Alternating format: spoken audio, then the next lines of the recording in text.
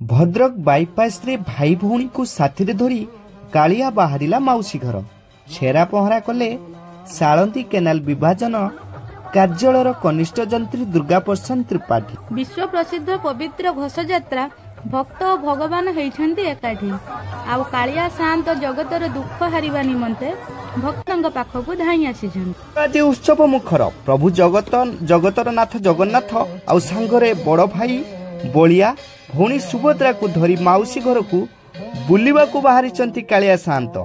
विश्व नियंता विश्व प्रसिद्ध रथयात्रा बेस जाकजमक पालित होउची। विभिन्न जगह चलुथिला बेले भद्रक सहर बाईपास ठारे साळंदी केनाल विभाजन अधीन रे थिबा महाप्रभु जगन्नाथ घोष यात्रा मध्य अनुष्ठित होईची।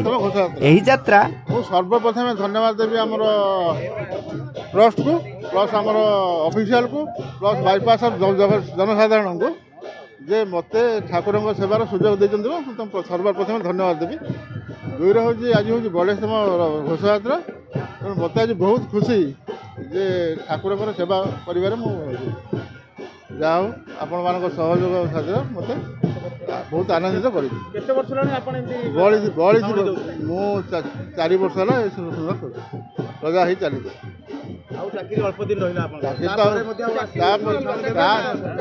कौन हम ट्रस्ट बुझा ऑफिशियल बुझा मतलब बहुत बहुत बहुत बहुत खुशी बहुत खुशी।